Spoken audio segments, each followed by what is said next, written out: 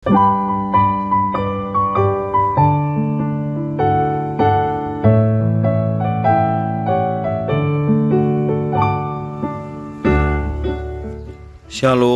salam sejahtera bagi Bapak Ibu, Saudara-saudara, anak-anak yang dikasihi oleh Tuhan Yesus Kristus. Berjumpa kembali bersama saya Pendeta Eka di dalam renungan firman Tuhan pada hari ini, hari Senin 15 Oktober 2023. Sukacita dan damai sejahtera dari Tuhan Yesus kiranya menyertai hidup kita sekalian. Puji nama Tuhan. Pembacaan firman Tuhan hari ini sampai pada pembacaan kitab Kisah Para Rasul pasal yang ke-13. Kiranya firman Tuhan memberkati kita sekalian. Baik, sebelum kita akan merenungkan bagian firman Tuhan hari ini, mari kita akan berdoa bersama. Tuhan Bapa di surga, di dalam nama Tuhan Yesus, sungguh kami bersyukur dan berterima kasih kepada Tuhan yang memelihara hidup kami sampai pada hari ini. Dan biarlah setiap kebaikan Tuhan, kasih setia Tuhan yang boleh kami alami, kami semakin mengenal pribadi Tuhan, dan pengenalan akan Tuhan membawa kami hidup dalam ketaatan akan firman-Mu. Karena itu kami memohon ketika kami membaca, merenungkan, Kau yang memampukan untuk kami dapat memahami, serta pemahaman kami dapat kami terapkan dalam hidup kami setiap hari, sehingga nama Tuhan dimuliakan melalui penggenapan firman Tuhan. Terima kasih Bapa, inilah diri kami sedia untuk belajar firman Tuhan. Demi nama Tuhan Yesus kami berdoa. Haleluya, amin. Kisah Para Rasul pasal 13 ayat 4-12. Saya akan membacakan bagian renungan kita hari ini. Demikian firman Tuhan. Oleh karena disuruh Roh Kudus, Barnabas dan Saulus berangkat ke Seleukia. Dan dari situ mereka berlayar ke Siprus. Setiba di Salamis, mereka memberitakan firman Allah di dalam rumah-rumah ibadat orang Yahudi. Dan Yohanes menyertai mereka sebagai pembantu mereka. Mereka mengelilingi seluruh pulau itu sampai ke Pafos. Di situ mereka bertemu dengan seorang Yahudi bernama Bar Yesus. Ia seorang tukang sihir dan nabi palsu. Ia adalah kawan gubernur pulau itu, Sergius Paulus, yang adalah orang cerdas. Gubernur itu memanggil Barnabas dan Saulus karena ia ingin mendengar firman Allah.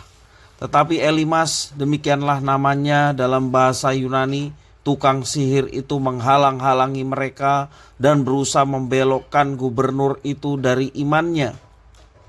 Tetapi Saulus, juga disebut Paulus, yang penuh dengan Roh Kudus, menatap dia dan berkata, "Hai anak iblis, engkau penuh dengan rupa-rupa tipu muslihat dan kejahatan.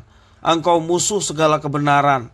Tidakkah engkau akan berhenti membelokkan jalan Tuhan yang lurus itu? Sekarang lihatlah, tangan Tuhan datang menimpa engkau dan engkau menjadi buta.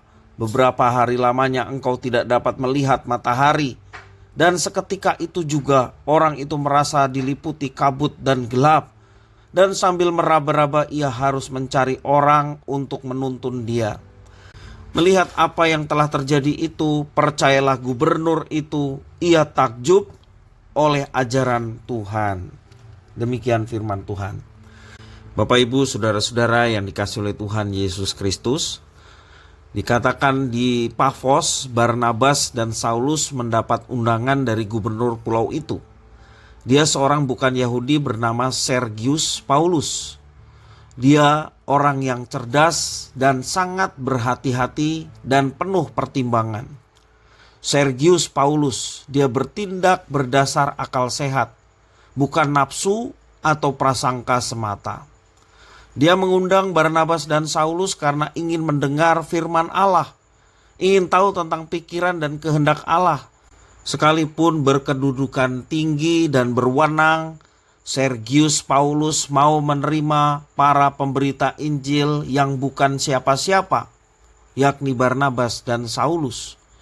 Namun demikian, ada seorang kawan yang tidak suka mengetahui sang gubernur menerima ajaran kebenaran.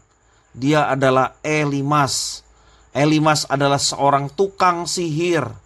Dia tidak hanya menyimpang dari kebenaran Allah, melainkan juga ingin membuat sang gubernur menantang utusan Allah. Elimas ingin agar sang gubernur tidak percaya kepada Yesus, karena hal itu mengancam keberadaannya. Semakin hebat dan berkuasa seseorang, semakin besar tantangan mereka untuk menyatakan iman. Iblis akan terus berusaha mencegah mereka menjadi taat kepada Tuhan Allah, sebab teladan mereka akan mempengaruhi banyak orang. Sementara di sisi lain, orang yang menjadi antek iblis dalam tanda petik, yakni mereka yang gemar membelokkan jalan Tuhan, biasanya akan bersikukuh dalam tabiatnya.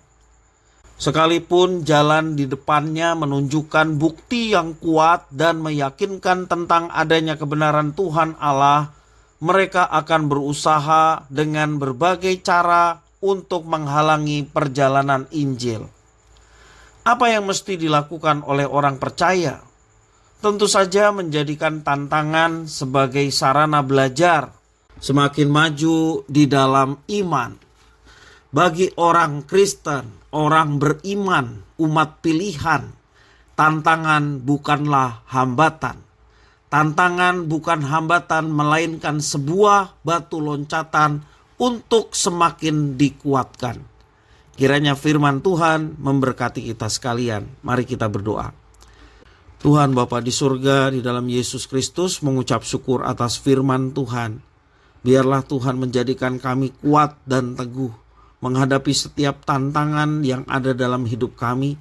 Kami tetap yakin dan percaya bahwa satu-satunya keselamatan yakni Yesus Kristus, Tuhan dan Juru Selamat kami. Karena itu Tuhan, kami mau berpegang teguh walaupun banyak tantangan, walaupun banyak goncangan, serangan terhadap iman kami. Tetapi kita tidak mau goyah oleh karena Tuhan yang menopang, menyertai. Dan Roh Kudus memampukan kami untuk melihat kebenaran itu sebagai kebenaran yang mutlak, yang tak terbandingkan dengan apapun. Terima kasih ya Tuhan atas firman-Mu. Demi nama Yesus Kristus kami berdoa. Haleluya. Amin.